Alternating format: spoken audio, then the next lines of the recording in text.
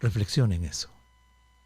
Perú es el país que tiene la tasa más alta de huérfanos causados por COVID-19.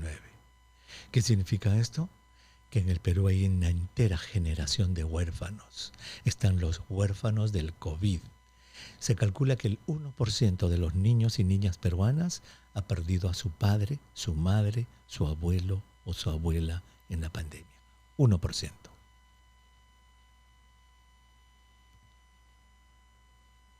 Duro, ¿no? ¿Y cómo se ayudan a estos niños? ¿Cuál es la mejor manera de ayudarlos? Usted que está escuchando el programa de repente conoce a algún huérfano, alguna huérfana. ¿Qué mejor que tener a una psiquiatra especializada en salud mental de niños y adolescentes? La doctora Wendy Anticona está con nosotros, le damos la bienvenida a la distancia. Doctora Anticona, muy buenas tardes. Muy buenas tardes, Elmer. Para mí es un tremendo gusto compartir este espacio vital contigo.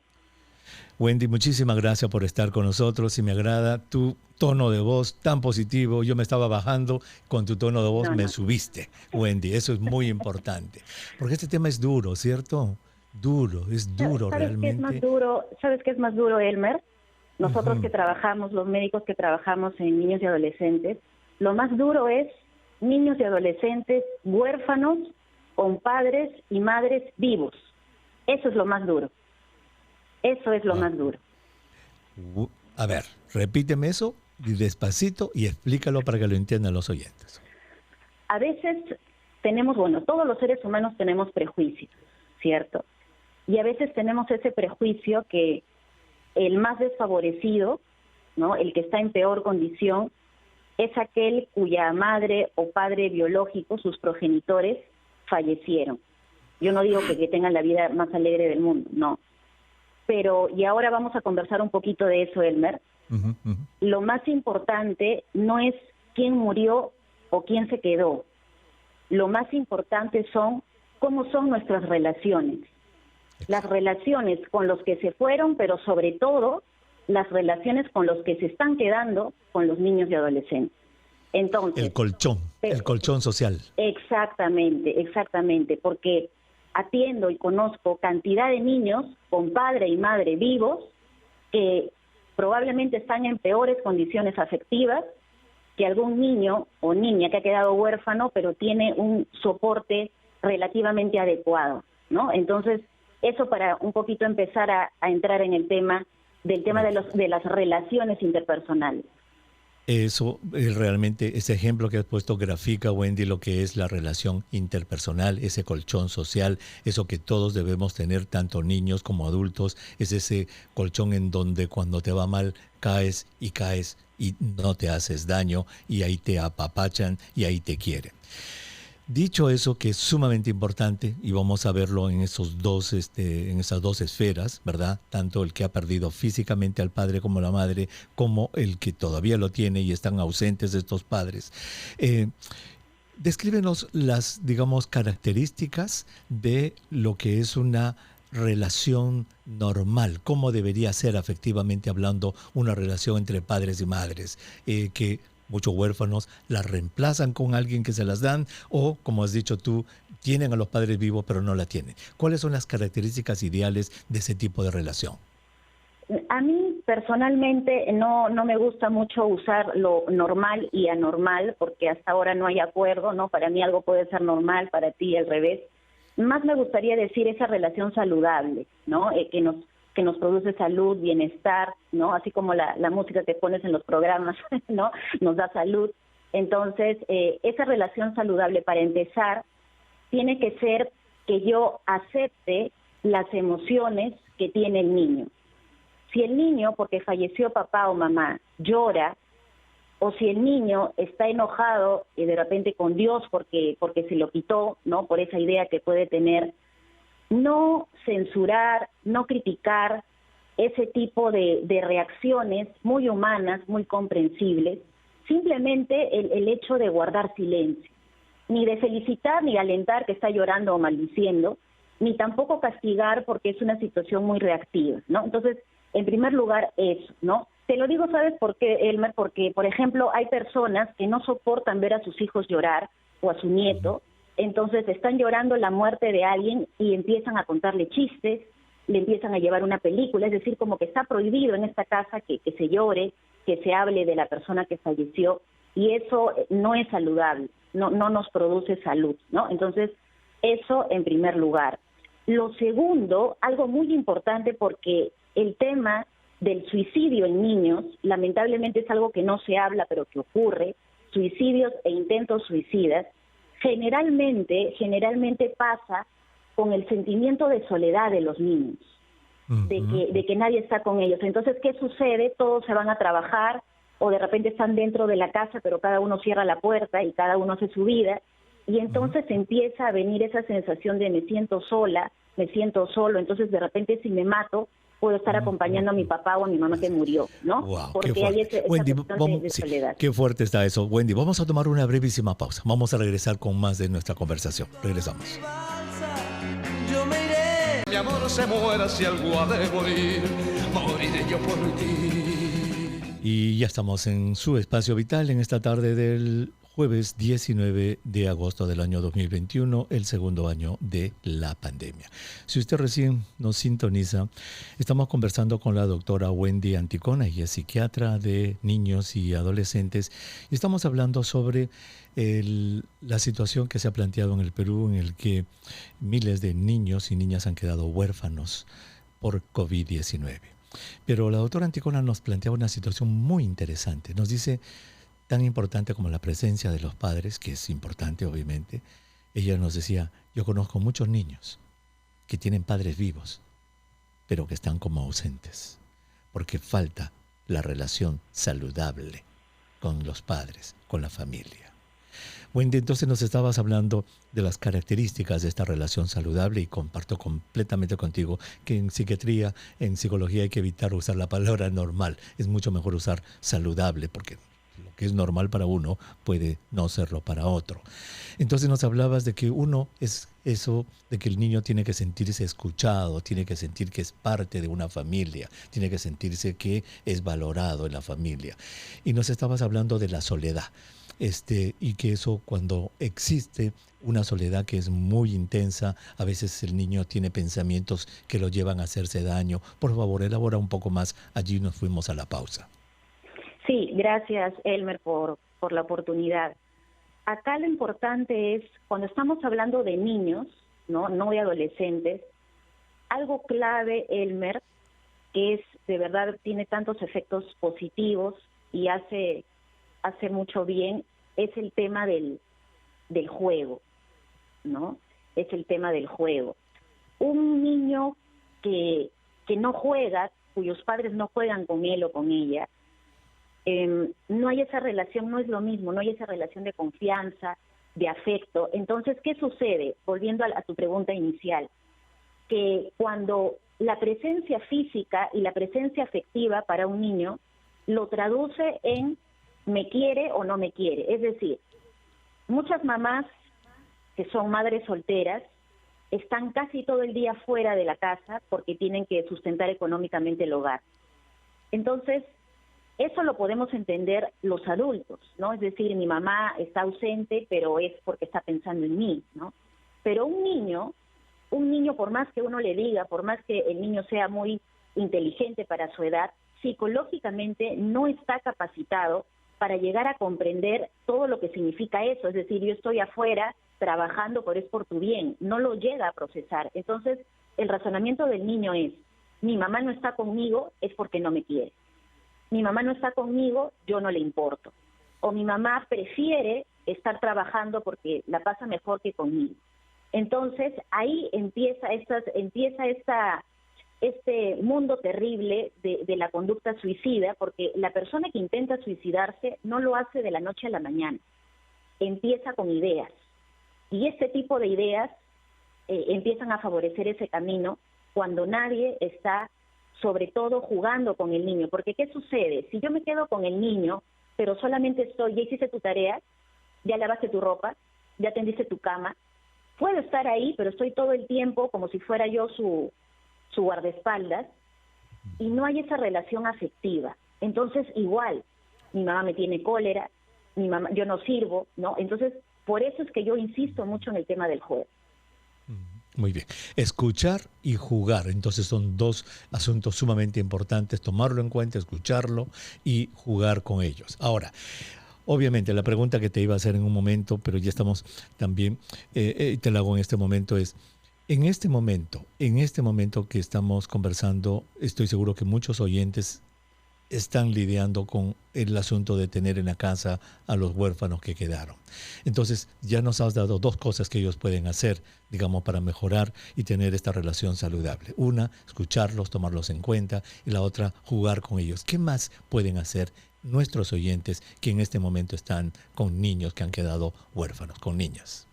Es evitar la crítica. Eso lastima mucho. Es decir, a veces algunos adultos somos más delicados con los niños, pero algunos adultos somos toscos. Entonces empezamos a corregir, entre comillas, pero para un niño que tiene una sensibilidad especial es un ataque, ¿no? Entonces, por ejemplo, esas no sobre todo qué hacer, sino también qué no hacer, ¿no? Entonces evitar todo el tiempo estar viendo las cosas negativas de los niños, ¿no? Si hay una nota, pero ¿y por qué te equivocaste en eso? ¿No? O sea, no se fijan los 17 buenos que hizo, sino en los 3 malos, ¿no? Comparar, criticar, juzgar, ¿no? Cada vez que, ¿cuántos chicos, Elmer, me dicen, doctora, mi mamá solamente, digo mi mamá porque los padres brillan por su ausencia, mi mamá solamente me habla para criticarme, ¿no? O para darme órdenes, nada más, ¿no? Entonces, en esa situación, en pleno duelo, ¿no? Ahora, algo que también no quisiera que nos vayamos al otro extremo, es que hay personas que cuando hay niños que han quedado huérfanos, empiezan a sobreprotegerlos o popularmente, como se dice, a engreírlos. Y ese es un tremendo daño, Elmer, porque eso también es un maltrato. El maltrato del siglo XXI es la sobreprotección. Entonces, es importante poner límites, como todo en la vida. O sea, no es, ya te compro todos los chocolates que quieras, te dejo ver hasta las 3 de la mañana televisión, porque como ha fallecido tu mamá, entonces tienes derecho. No. ¿Por qué? Porque los límites, si bien a ningún niño ni ningún adulto nos gusta por lo general que nos pongan límites, pero lo que va a ayudar al niño, el límite, que yo decirle, mira, hasta tal hora va a haber televisión, vas a poder comer esto, pero solamente hasta acá, siente el niño que alguien le está cuidando las espaldas, que alguien lo está cuidando, ¿no? Entonces eso da seguridad. Pero, ¿qué sucede con chicos que son sobreprotegidos, que todo le digo sí, todo le hago caso? Son chicos sumamente inseguros, hacen síntomas de ansiedad gravísimos porque al final sienten que nadie los está cuidando porque al final ellos deciden todo. Entonces no nos vayamos tampoco al otro extremo, que ningún extremo como en la vida ninguno es positivo, ¿no? Qué interesante. Ahora, en ese tipo de relación que se está formando en este nuevo hogar, en el que ha habido la pérdida del papá, de la mamá, cuando los niños expresan, Wendy, que extrañan a su papá o su mamá que se ha ido, ¿cómo debemos actuar allí? Eso es excelente, ¿no? Esa pregunta es excelente porque es muy frecuente esa pregunta, ¿no? En primer lugar, en ninguna familia debe haber temas prohibidos, en general, ¿no? No puede haber temas tabúes. Podemos hablar de cualquier tema. Y hablar de la persona que falleció, por supuesto, no debe ser un tema prohibido, que empecemos a cambiar de tema, ¿no? Entonces, lo que tenemos que hacer, sobre todo cuando son niños, es, y después voy a ir a otro tema, es hablarlo con la mayor naturalidad posible, ¿no? Y la pregunta importante que uno tiene que hacer es seguir la secuencia de lo que nos está diciendo, ¿no? Si, por ejemplo, nos dice el niño, tía, ¿no? O prima, o abuelita, extraño mucho a mi mamá, ¿no? Entonces, yo con la mayor naturalidad del mundo, pues le puedo preguntar, ¿y qué es lo que más extrañas de ella, no? Pero como si estuviera hablando, Elmer, del clima, ¿no? Porque si yo me pongo a preguntarle, pero ya se me están cayendo las lágrimas, pero se me pongo roja porque no quiero hablar del tema, entonces, ahora, y si me permites, algo que yo quisiera pedir encarecidamente con todo cariño a todas las personas que nos están viendo y oyendo, es lo siguiente. Cuando hay un duelo, generalmente hay personas adultas que están muy dolidas y que por lo general van a necesitar una atención de psiquiatría, y con esto nadie se tiene que sentir ofendido, porque la psiquiatría es como cualquier otra especialidad. Entonces hay personas adultas en la familia que están ya necesitando una atención de psiquiatría por síntomas ansiosos, depresivos, o lo que es la mayoría de las veces la mezcla de los dos. ¿Y qué sucede? Que cuando esas personas no acuden a una atención de psiquiatría por miedo, por prejuicio, porque el qué dirán o lo que sea, entonces, ¿qué va a pasar con ese niño? Va a ser una cadena. ¿Por qué? Porque el niño se va a sentir mal, se va a preocupar que vea a esa mamá o a ese papá o a esa persona que llora, que está de mal humor, ¿no? Entonces, por favor, si queremos que los niños vayan bien en ese proceso, tú, adulto, adulta que me estás escuchando o viendo, sientes que tienes estas molestias, busca por favor atención, porque de nada va a servir que lo lleven al niño al psiquiatra, que ocurre un montón de veces, cuando yo le digo, señora, señor, realmente quien está necesitando atención no es tanto el niño, es usted, por favor, vaya, sumamente importante, ¿no? Entonces, eso es súper importante, Elmer, sumamente por favor, importante. eso sí yo quiero decir mucho. Enfatizar en eso. Vamos a enfatizar más en eso, me parece un consejo extraordinario. ¿Cómo va a poder cuidar a un niño que está con problemas emocionales, una persona que no está emocionalmente en sus cabales? Qué importante. Wendy, vamos a tomar una pausa y quiero invitar a nuestros oyentes a que nos llamen. Señor, señora, por favor, las líneas de RPP Noticias están listas para usted. ¿Tiene usted alguna pregunta para la doctora Wendy Anticona sobre el tema? La orfandad en los niños, cómo ayudarlos. 212-4100, 212-7165 está listo para que usted lo pueda usar. Regresamos inmediatamente después de la pausa con sus llamadas telefónicas. Y ya estamos de regreso en el programa. Muchísimas gracias por estar con nosotros en esta edición de su Espacio Vital para el día jueves 19 de agosto del año 2021, el segundo año de la pandemia. Si usted recién se une a nuestra programación, estamos conversando con la doctora Wendy Anticona. Ella es médico psiquiatra de niños y adolescentes. Estamos conversando sobre esta especial situación que se ha presentado en muchos países del mundo, pero lamentablemente nuestro país, Perú, es el que tiene la tasa más alta de huérfanos causados por COVID-19. Ya nos habló un buen rato y yo le sugiero, señor, señora, si usted no escuchó esto, este programa queda grabado y está en los podcasts de RPP Noticias para que usted lo pueda escuchar en cualquier momento. Usted entra a la página de RPP Noticias, allí en la página principal, baja como hasta la mitad de la tabla, ahí dice podcast, allí está el nombre del programa y usted lo puede escuchar cuando quiera. Gracias, Wendy, por estar con nosotros. Vamos a tomar llamadas del público para que por favor los puedas ayudar. Vamos a ir con María, que está en La Molina. María, muy buenas tardes. Uy, acaba de cortar María, estaba para salir, pero bueno, dejó. Los teléfonos son 212-4100, 212-4090, 212-7166 y el WhatsApp 942-591-532 con un mensaje de voz o mensaje de texto. Aprovechen que está la doctora Wendy Anticona, y es psiquiatra, y ella puede ayudarlos a guiar cómo lidiar con esta situación tan especial de tener en la casa a un huérfano. Wendy, entonces ya nos has puesto esto, lo último que dijiste era sumamente importante.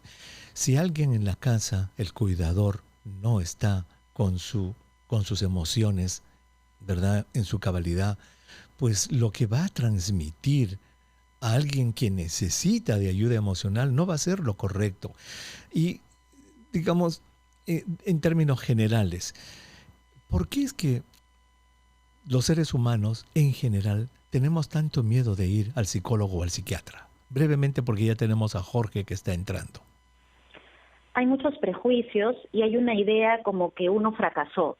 O sea, no se toma como las otras especialidades, sino se toma a nivel muy personal, ¿no? Uno no dice, yo voy a hacer que mi páncreas produzca más tal cosa, o que no.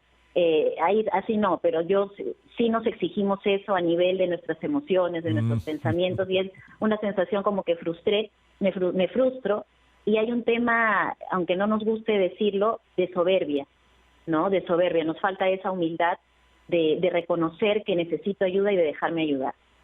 que somos falibles, correcto. Ahora sí, gracias Wendy, qué importante tu respuesta. Vamos a Chiclayo, ahí está Jorge. Jorge, muy buenas tardes, la doctora Anticona lo escucha. Doctor, muy buenas tardes, doctora Anticona, muy buenas tardes, es un gusto saludarlos. Lo que yo quiero preguntar es que ¿cuánto tiempo es el duelo normal para unos niños? Porque tengo unos familiares lamentablemente que fallecieron sus padres de mi pequeño sobrino de tan solo 9 años. ¿Cuánto es el tiempo de duelo que ellos deberían de llevar, no? O sea, con el fin de poderlos consolar, ayudar. Y eso, doctor. Muchas gracias. Perfecto. Muchas gracias, Jorge. Wendy. Muchísimas gracias, Jorge, porque esa es una pregunta también súper frecuente. A ver, voy a contestar esto a nombre personal, no voy a hablar a nombre de la Asociación Americana de Psiquiatría ni de los colegas, ¿no? Voy a ver porque voy a hablar porque al final quienes estamos en esto estamos todos los días, respiramos esos temas, entonces muy aterrizado en nuestra sociedad. Hay que tener mucho cuidado con muchos diagnósticos que van apareciendo a nivel académico, ¿no? Porque hay muchos intereses de por medio que no necesariamente son los científicos los que están encaminados a los pacientes. Se contamina mucho el camino. Ahora, lo más importante no es el tiempo. ¿Por qué? Porque sucede que mucha de nuestra población, niños, adolescentes, adultos mayores, desde antes que suceda una situación lamentable como la partida de alguien, ya son personas que han necesitado atención en psiquiatría. O sea, actualmente muchas de las personas que nos están viendo y escuchando que nunca han ido al psiquiatra, hasta para un tema estadístico, necesitan una atención, solo que no han ido. Entonces, ¿qué sucede cuando estos niños o estos adultos ya desde antes han necesitado algún tipo de atención y ocurre un fallecimiento? Empieza esos síntomas como a intensificarse, a notarse más, ¿no? Y la gente cree que recién ahí empezó el problema, cuando fallece alguien. No, ese problema vino desde mucho antes, pero nadie lo detectó. Entonces, acá lo importante no es el tiempo, porque nos va a falsear muchos datos, sino es lo siguiente, Jorge, y para todas las personas. 2 conceptos muy claros. Número 1, cuando hablamos de psiquiatría, hablamos generalmente de pensamientos, ¿no? Yo me quiero morir, o yo estoy demasiado gorda, o me quieren asesinar, etcétera, son pensamientos. Emociones, tengo miedo, tengo cólera, ¿no? Tengo enojo, tengo ira, tengo vergüenza, tengo tristeza, ¿no? Y acciones, me corto, insulto, desobedezco, huyo de donde está la gente, etcétera, etcétera. Entonces, cuando tenemos pensamientos, emociones, he dicho obviamente algunos ejemplos, son en general, ¿no? Pensamientos, emociones o acciones que están alterando mi vida diaria, que lo que yo hacía de antes ya no está haciendo ahora así, ha habido un cambio, para mal obviamente, eso es un signo que ya necesito una atención. Tengo que ir al centro de salud mental comunitario más cercano, ¿no? Eso es número 1. O el segundo es cuando esos pensamientos, esas emociones o esas acciones me están produciendo demasiado malestar. Ya no lo soporto, no me está dejando hacer mi tarea, no me está dejando dormir, ver mi película. Ese es el otro concepto. Generalmente ocurren las dos. Es decir, está produciéndose un cambio en mi vida diaria. Si yo antes era bueno en matemática, ahora ya ni entiendo, ¿no? Si yo antes me gustaba estar con mis amigos, ahora me aburren, ¿no?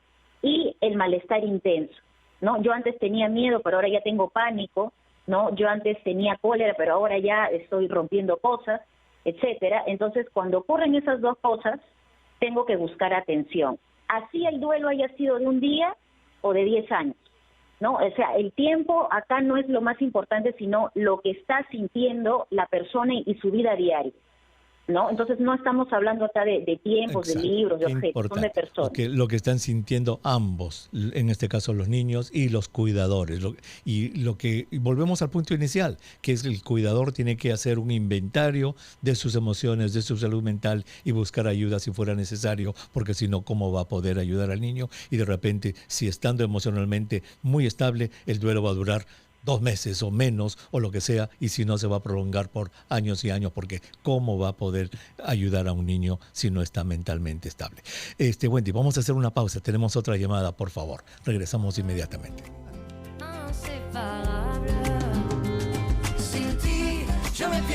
Espacio vital para este día jueves 19 de agosto del año 2021, el segundo año de la pandemia. Estamos conversando con la doctora Wendy Anticona. Ella es médico psiquiatra de niños y adolescentes. Estamos hablando sobre cómo ayudar, cómo enfrentar con esta situación que se ha dado en el mundo entero y en nuestros países, especialmente muy cruda, de la orfandad causada por COVID-19. Y estamos tomando sus llamadas telefónicas. Vamos a ir a conversar con Carmen, que está en Chincha. Carmen, muy buenas tardes. Mire, hace 3 meses y medio que falleció mi esposo por esta enfermedad y tengo 2 niños, uno de 12 años y la otra de 7. Al principio fue muy difícil porque mi hijita, la de 7 años, sufrió bastante y ella está con problemas, sufre de convulsiones y la estuve llevando con psicólogo, todo, pero ahora qué pasa que hay momentos en que no me expresa lo que dice, no, simplemente está triste, si le digo, ¿qué pasa?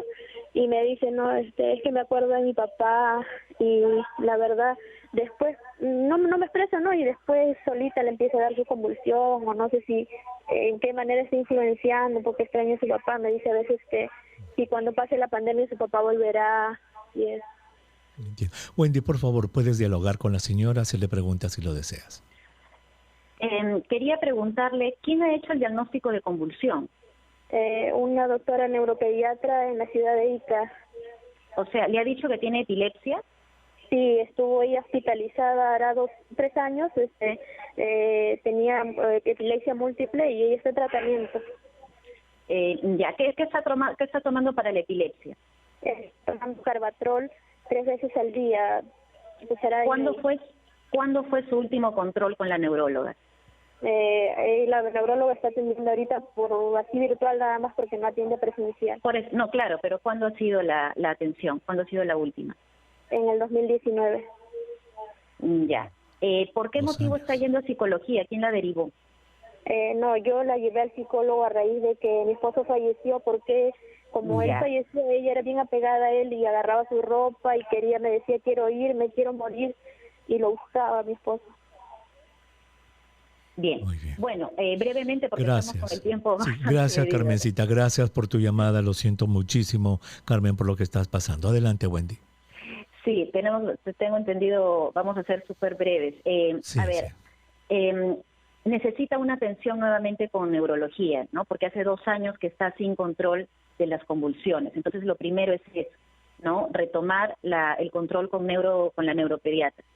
Número 2, yo sugiero que es mejor primero que tenga una atención médica, un médico psiquiatra. Tenemos que ver esa situación para primero ver el diagnóstico, porque ahorita los únicos que todos somos importantes en el mundo de la salud, pero los únicos autorizados y que tenemos el deber de hacer diagnósticos somos los médicos. Entonces, desde el punto de vista de su salud mental, hasta ahora la hija de Carmen no tiene diagnóstico.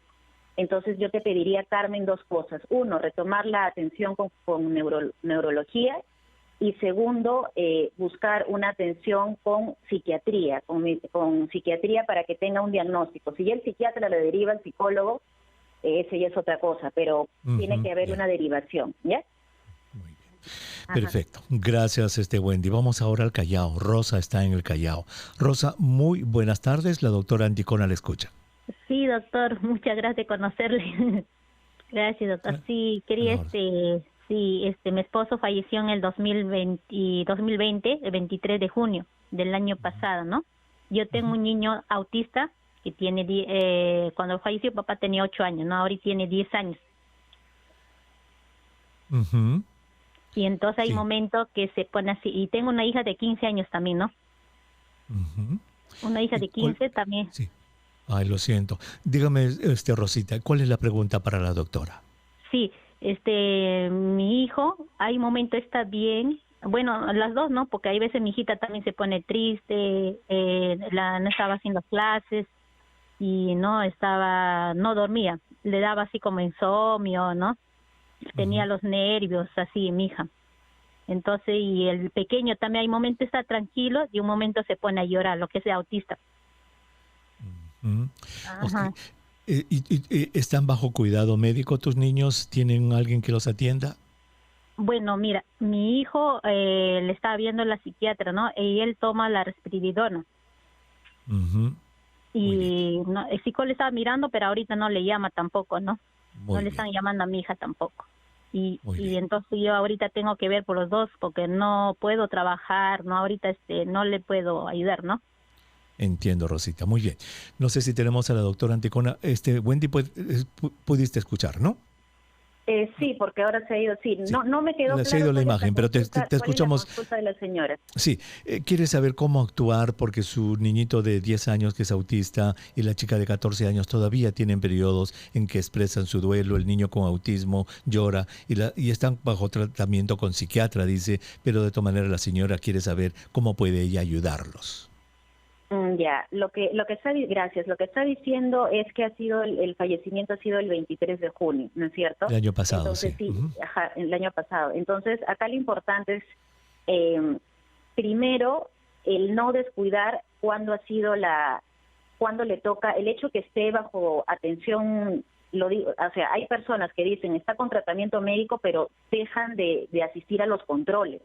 Entonces, no sé, en primer lugar, si Rosa está puntualmente participando de los controles de los dos hijos, ¿no? Porque ese también es el otro punto. Lo segundo es comentar a su psiquiatra esta situación, porque ¿quién mejor que el médico tratante para conocer la condición? Entonces, esto consultarlo con el psiquiatra que está atendiendo y seguir sus indicaciones, ¿no? Sus indicaciones. Perfecto. Tenemos 2 minutos. Vamos a ir a conversar con Yolanda en Cajamarca. Yolanda, buenas tardes. Bien rapidita la consulta. La doctora Anticona le escucha. Doctor Huerta, buenas tardes. Un gusto muy grande saludarlo y conversar con usted. Agradecerle por el interés que tiene por nosotros. Tengo 2 nietitos. Uno de ellos más o menos para 9 años y el otro para 8 años. El de 9 añitos, más o menos, es un niño que tiene mucho temor a la muerte, le da miedo cuando pregunta que vamos a morir, qué va a suceder. Y el otro niñito de casi 9 años, él tiene un problema de que tiene miedo de que un día va a dejar a sus padres y su papá le ha dicho, pero ¿por qué dices? Es que tú has huido de tus padres también, por estás con mi mamá. Entonces él quiere saber más o menos si es normal eso o qué debería hacer. Entiendo, Yolandita. O sea, ellos no han perdido felizmente a sus padres, pero usted nos hace esta consulta. Muy bien, muchas gracias, Yolanda. Tenemos un minutito, Wendy. Mira, un niño expresa ideas de muerte, temor a la muerte, el otro expresa ideas de abandono, tiene miedo que lo abandonen. ¿Cómo pueden lidiar con este asunto en la casa? Hay que buscar una atención médica porque probablemente hay un trastorno de ansiedad ahí en los 2 hermanitos, ¿no? Incluso hay también un componente muchas veces genético, ¿no? Entonces, lo primero es descartar que haya un trastorno de ansiedad. Eso sería lo primero, que saquen una consulta y mencionen esto al especialista, no tengan ningún miedo, ningún temor, pero sí, hay que hacerlo pronto porque están muy angustiados y están sufriendo estos niños. Exactamente. La angustia, la ansiedad crónica es hasta discapacitante en muchos casos, Wendy, y eso es algo que tienen que muy pronto remediar. Wendy, muchísimas gracias. Nos quedó corto el tiempo realmente. El interés de la comunidad es muy grande en esto. Es un tema muy, muy especial, muy emocional. Gracias por todo lo que haces, Wendy, por todos tus pacientes. Te podemos notar que has estado sumamente ocupada. Uno de los grandes problemas que ha traído esta pandemia es la afectación de nuestra salud mental. Gracias, Wendy, por haber estado con nosotros. Muchas bendiciones para ti, Elmer, por esta noble labor que tienes, a todo tu equipo, por esta ayuda que brindan a todas las personas que tanto necesitan de la salud, que muchas veces no llega hasta donde están ellos, ¿no? Muchísimas gracias, Wendy, muy agradecido. La doctora Wendy Anticona, psiquiatra de niños y adolescentes, estuvo con nosotros. Fíjese, señora, lecciones básicas. La salud mental de toda la familia tiene que estar bien. Si por A o B la salud mental de algún miembro de la familia, papá, mamá, abuelita, no está bien, hay que buscar solución a eso. Porque como los adultos vamos a tratar de llevar la salud mental de los niños cuando nuestra salud mental no está alineada, ¿cierto? Yo creo que ese es un mensaje muy importante. Y la doctora Anticona nos dijo, saludos al equipo. Efectivamente, este es un equipo. Yo estaré aquí hablando con ustedes, pero Betty Elías y Catalina Quinto son las que producen el programa. Ellas llevan el programa, son la columna vertebral del programa. Y Chiqui Porras también, obviamente, los controles digitales electrónicos. Hace muchísimo por este programa que le agradezco muchísimo que usted esté con nosotros. Nos despedimos hasta el día de mañana, 7:30 de la mañana, primera edición de La Rotativa del Aire, nuestro segmento de ciencia y medicina. Y usted no toque botón, ¿por qué? Porque se queda con los chistosos. Hasta mañana. You remember